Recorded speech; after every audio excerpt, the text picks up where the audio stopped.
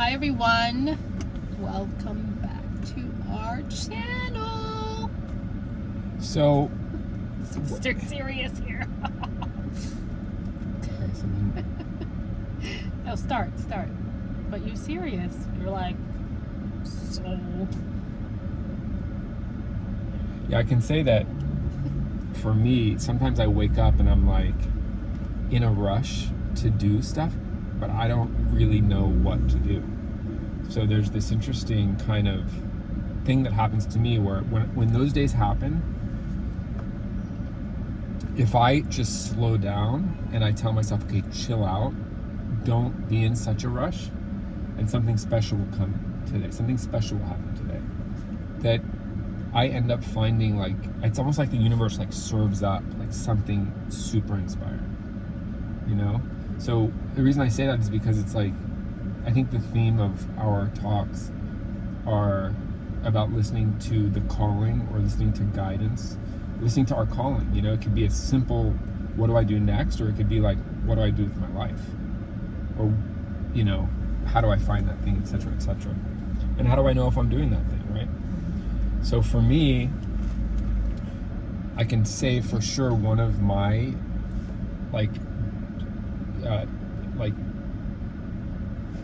ways of like navigating my life is that when I feel like I'm rushed but I don't have something particular to do, that's an indication for me to slow down and let go and to follow my curiosity and to follow my. So why are you feeling such an urgency if you don't have anything to do?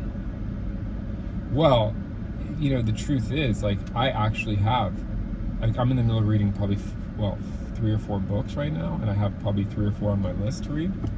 So like, I have plenty to do, but I don't necessarily feel that when I'm doing it because I feel like I need to do it, that I'm going to really absorb in the way that I want to absorb this content, right? Yeah. To become a part of me, right? To actually, not to read them just to read them, but to actually connect.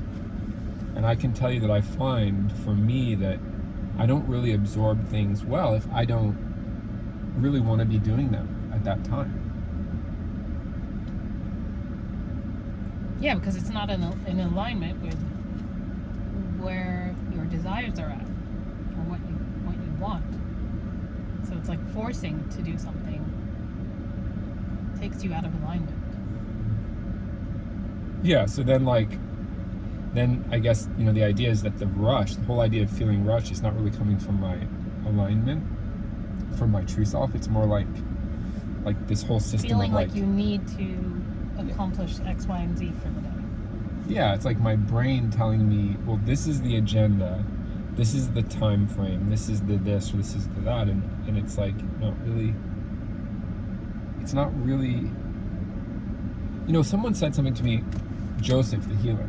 He said something to me really powerful once, and he said, look, there are certain ways of the universe. Joseph, by the way, is a super clairvoyant, super special person. He's just naturally gifted. Yeah, in terms of clairvoyance, right? He can. He just knows things, super tapped in to a crazy level. And he said to me, look, there are ways of the universe. Like, the universe has its ways of being. And then there are human constructs. And inevitably, the universal ways prevail. But that doesn't mean that humans don't build constructs on top of, or kind of not being aware of the ways of the universe. And those constructs will always wear and find their way to kind of give in to the universal ways, right? So when I think about me feeling like I have pressure to do X, Y, and Z, I feel like that's my construct. And then the universal ways, if I let go and I just restrict what I feel like my need is, then I connect to something really special that's really kind of really deep and really special for me. Yeah, because then you connect to the flow of the universe. You connect to what the universe wants for you. Right. It's like you're listening to your cues, your inner cues inside telling you subtly, like what to do next and what feels right and what doesn't feel right. Well, yeah. I mean, when I have that pressure, which it doesn't happen that often, right? Maybe because I'm overtired, but I know I have a lot to do. But if I try to do it in that moment, it's just not going to be that productive. So I should really chill out. Yeah. So like maybe during those times of pressure, I actually don't hear what's inside. In this case, I don't think I do, but I know from experience that is an indication for me to actually slow down and listen to that thing inside. And I guess that intentional searching for my calling in those moments ends up leading me to what I call the universe delivering. Yeah. I guess the universe is always delivering to us. It is, but we're too busy to hear anything. So, like for me, when I'm feeling that, like kind of anxious and I have all this stuff going on, I like to take a long shower. Like even if I just have the water running and I'm just have my eyes closed, all these like messages and answers come to me about what I need to do. What would be the best steps for me to take? That's interesting. So when you have an intention to do that, are you having an intention to take a long shower so you get a bunch of messages? Yes, it's the time that I know that my mind is clear. Yeah, but if you set that intent, because your mind's clear. But like if you set the intention, I do. But I don't take a shower just to take a shower. I take a shower really because I know it's my time to like totally clear everything in my mind, and I know that that's when my best downloads, or whatever you want to call it, come to me. Like I know. Yeah, but what I'm saying is if you really went in there trying to get messages, then that would probably clutter your mind. No, I don't go trying to get messages. I just know I'm so open that anything comes through about any subject. I'm not specifically asking. Right. So then the question is, it's just I'm so open to hearing whatever comes to me. I get that. So, but the question that I think is relevant to like me and to listeners is how does it how do you set that intention and get into that space where you're so open so messages really start to flow? You know what I mean? Because I can tell, like if I went to go take a shower to get messages, I'd be like wondering why messages. I'd be like, I've trained my body, or maybe even my brain, to know that shower time is downtime. It's like it's a training. It's almost like now the universe knows that this is my downtime. So this is the time that I'm not thinking about making the kids dinner or their play dates or their schedules or whatever else. Yeah. It's like my time. It's my sacred time. Yeah. And the universe knows that. Yeah. So I'm really not ever thinking in the shower. I'm just standing there. I'm like, wee. And then all it's like I'm hearing message after message after message, and so you like get energized. The key is to really like write it down afterwards, because I remember certain aspects and I forget because it really is coming in a flow. Interesting. Yeah, well, that's a good idea. Yeah, so for me, when that happens is when I go on walks. Yeah. And what I do is like I'm usually listening to an audiobook or YouTube, like a podcast or interview, whatever, and I'll turn on my notes.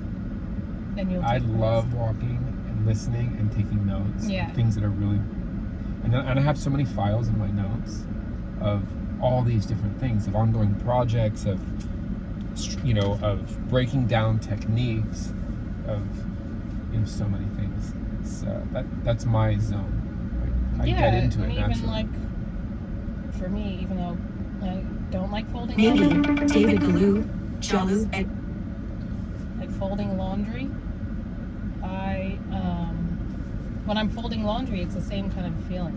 It's like I'm not thinking about anything. It's almost like you're just in doing actions that don't require any thinking, and that's when also things come to me. All right, so I know that we have, we just wanted to get on and kind of connect. And what would you say if there was a message for the audience? A message about how do we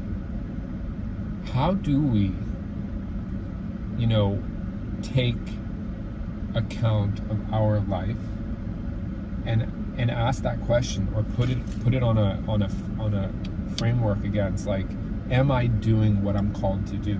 Am I paying attention to my calling?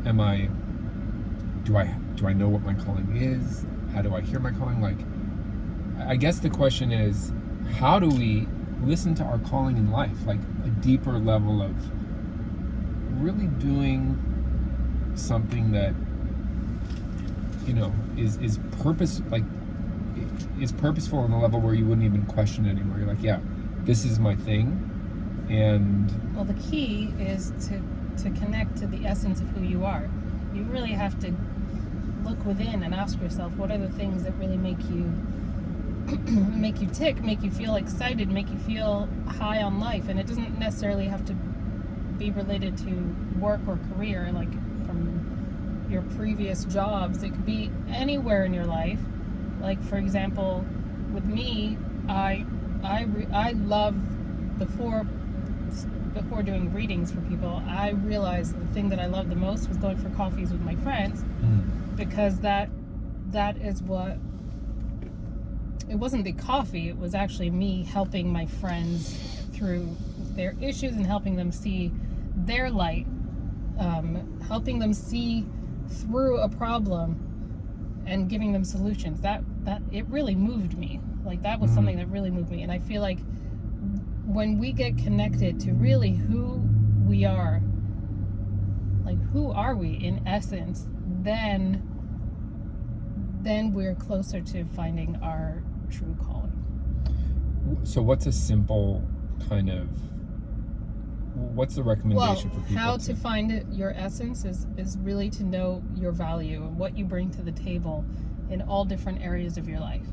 So as a friend, as a sibling, as a son, daughter, in all the different categories, in work, and then you'll see a common theme.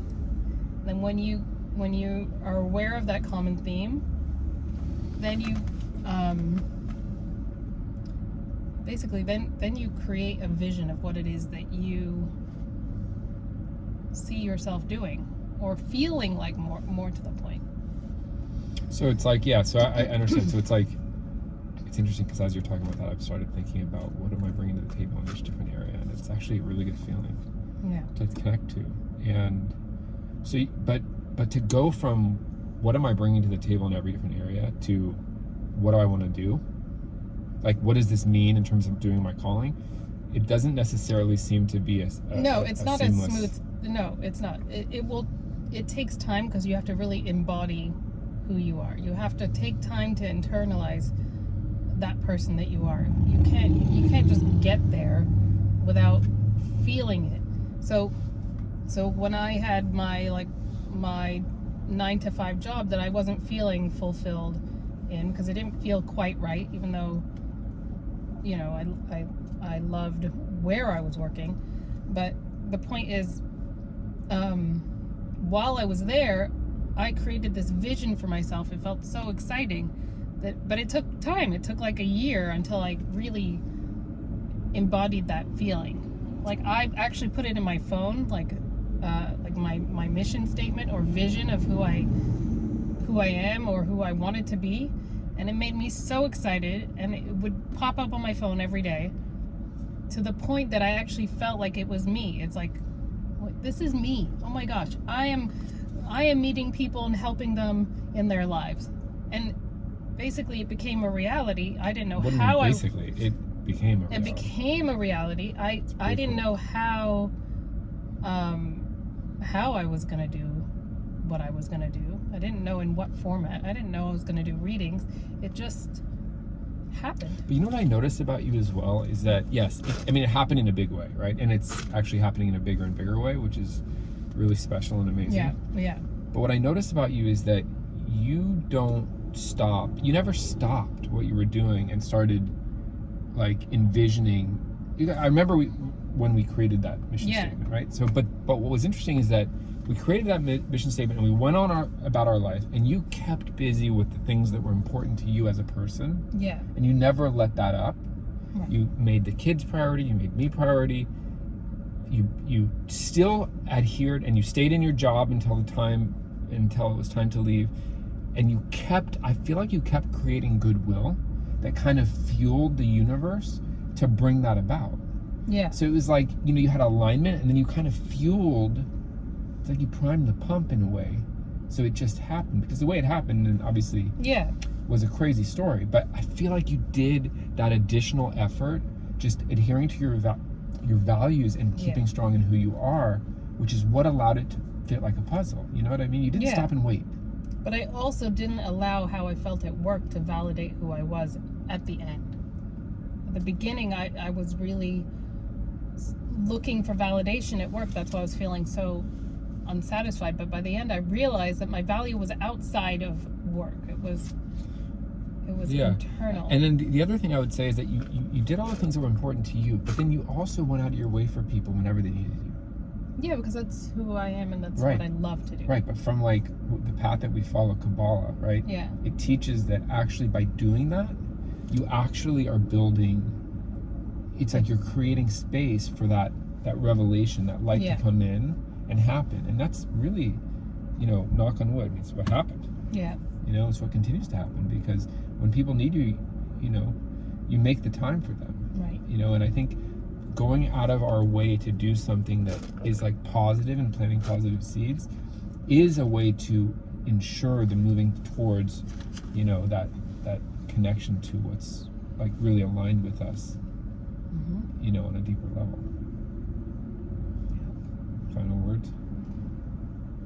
We love you. You can't stand. No, I don't mind it, actually. We love you. Final words. Listen to yourself. When you're trying to get busy and get things done. Yeah. No, that was the idea, is not What? to listen to that part Oh. of yourself. No. Listen to yourself. To your calling. To your inner voice. Listen to what's deeper and more resonant. Yes.